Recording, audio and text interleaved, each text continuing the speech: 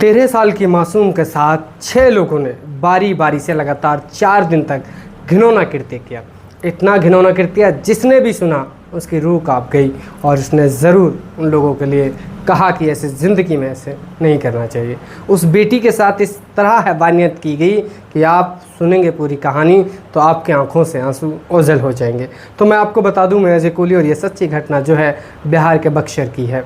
और मैं आपको बता दूं कि वहाँ एक परिवार रहता था। परिवार में एक लड़की थी जिसकी उम्र 13 साल थी। वो पढ़ाई करती थी, 8th क्लास में पढ़ा करती थी। और उसके एक दिन उसकी कॉफ़ी के लिए अपनी मम्मी से पैसा मांगती है। मम्मी से पैसा मांगती है तो मम्मी कहती है, बेटी लो पैसा और आप अपनी कॉपी जो है वो ले आओ। कॉपी के लिए पैसा मांगा जाता है। बेटी घर से निकलती है, सिमरन नाम है। और बेटी जब घर से निकलती है सिमरन, तो वो घर नहीं आती है। जब घर नहीं आती है, क्योंकि मम्मी ने ये कह के भेजा था कि बेटी जल्दी आना क्योंकि आपका स्कूल का टाइम हो रहा है। लेकिन जब बेटी घर ना आती है तो माँ घबरा जाती है। घबराने के बाद सबसे पहले अपने पति को फ़ोन करती है और वो कहती है सिमरन को गए लगभग 2 घंटे हो गए हैं। वो कॉपी के लिए गई थी लेकिन वो घर नहीं आई और ना ही स्कूल गई है। पता नहीं क्यों, उसने मेरे से पैसे लिए थे। तो माँ बाप सोचते हैं कि शायद वो अपने फ्रेंड वगैरह या फिर आज कुछ काम नहीं किया होगा इसलिए वो स्कूल नहीं गई होगी। तो वो घर में उसको ढूंढने लगते हैं। स्कूल का टाइम ख़त्म हो जाता है लेकिन बेटी तब तक घर नहीं आती है। फिर उसके बाद वो फ्रेंडों से पूछते हैं, उसके फ्रेंडों से पूछा जाता है तो वहाँ भी नहीं गई हुई थी। सिमरन का पता लगाते हैं लेकिन कहीं पता ही नहीं चलता है। ऐसे दिन गुजरते हैं, लगभग 3 दिन गुजर जाते हैं, तब भी पता नहीं लगता। पुलिस में वो कंप्लेंट कराते हैं। पुलिस में गुमशुदगी की जो है एक रिपोर्ट दर्ज कराते हैं कि हमारी बेटी सुबह घर से कॉपी के लिए पैसे लेके निकली लेकिन बेटी घर वापसी नहीं हुई। जब बेटी घर वापसी नहीं हुई तो इस बात का जब पुलिस को जानकारी देते हैं तो पुलिस जो है पूरी तरह से संज्ञान में इस मामले को लेती है। लेकिन अगले दिन जब माँ यानी कि बैठी होती है, 3 से 4 दिन बीत गए, बेटी नहीं मिली, तो सोचती और रोती हुई बैठी रहती है।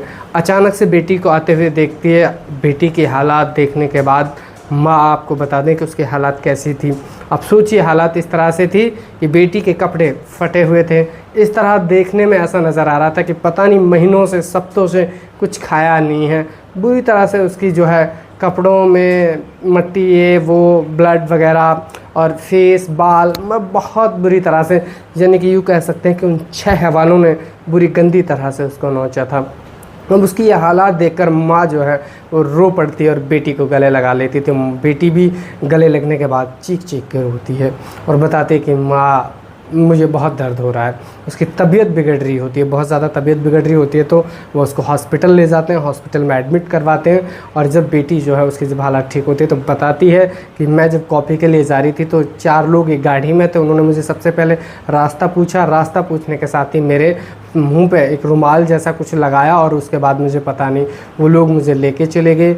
उन लोगों ने एक ही कमरे में मुझे रेगुलर 4 दिन तक सुबह शाम जब मन करता जब एक के बाद एक मतलब 6 लोगों ने, 2 लोग वहीं पे थे, 6 लोगों ने बुरी तरह से माँ मेरे साथ गलत काम किया है। बुरी तरह से उन लोगों ने मेरे साथ मुझे टॉर्चर भी किया है, मारा भी है, पीटा भी है। तो अब ये सोच सकते हैं कि बहुत ही गंदे तरीके से जो प्राइवेट पार्ट है वो उस लड़की के मुंह में भी दिए गए और उसके प्राइवेट पार्ट को भी जख्मी किया गया। और ये कह सकते हैं कि गरम गरम कुछ जो है चाकू वगैरह या फिर गरम कोई कील वगैरह वो भी शरीर पे लगाई गई। इतनी तरह से टॉर्चर किया गया कि उसकी हालात जो है बहुत ज़्यादा नाजुक हो चुकी थी। लेकिन बेटी बताती है कि एक दिन एक आदमी कहता है कि अब इसकी हालत बहुत ज़्यादा बिगड़ चुकी है, ये कभी भी मर सकते हैं, इसलिए इसे छोड़ दिया जाए।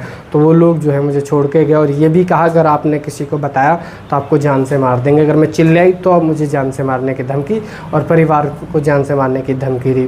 तो इस बात की जब परिवार को और सबको जान से मारने की धमकी दी तो मैं चुपचाप घर आ गई।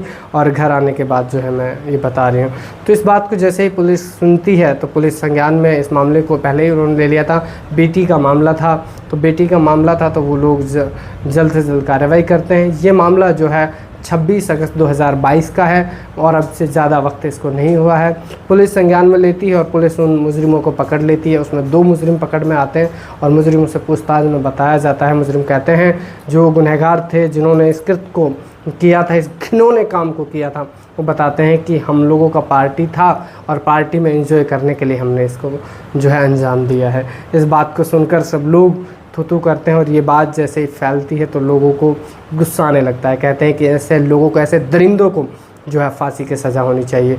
अब देखिए वो सरकार का फ़ैसला है कि सरकार क्या करेगी, वो कोर्ट का फ़ैसला है कि क्या होगा बाकी, लेकिन जो उन्होंने किया वो बहुत ज़्यादा गलत था। एक बच्ची के साथ, एक मासूम के साथ जो हैवानियत उन लोगों ने की वो बहुत ज़्यादा गलत थी। ये जो नाम मैंने आपको बताया ये काल्पनिक नाम था, क्योंकि हम असली नाम जो है वो उजागर नहीं कर सकते, लेकिन जो उन लोगों ने किया इस सच्ची घटना में जो मैंने आपको बताया वो वाकई में बहुत ज़्यादा उस बच्ची के साथ गलत किया गया। ऐसे लोगों को कड़ी से कड़ी सज़ा होनी चाहिए। मैं तो ये कहता हूँ कि उन लोगों को इस तरह की सज़ा होनी चाहिए कि समाज के जो लोग अगर गंदी नज़र भी रखते हैं तो वो नज़र रखने से पहले उनके रूह काँप जानी चाहिए। इस तरह की सज़ा उनको होनी चाहिए। और बाकी आप क्या कहना चाहते हैं और आपका क्या मानना है कि कैसी सज़ा उन लोगों को होनी चाहिए, तो आप कमेंट करके ज़रूर बताइए। और आप अपने बच्चों को ज़रूर अपने घर में सेफ रखें। और सभी को डराना नहीं था, मेरा मकसद सिर्फ और सिर्फ आपको सचेत करना था, एक सच्चा और एक अच्छा मैसेज आपको देना था कि आप अपने बच्चों को अपने घर में रखें। बेटियों को बाहर निकलने से पहले सारी चीज़ें देख लें, क्योंकि बच्चों को आज के वक्त में सुरक्षित रखना बहुत अपने आप में बड़ी बात है। तो देखते रहें जे कुली का ये चैनल, जिस पे हमेशा आपको मिलेंगी सच्ची घटना। धन्यवाद।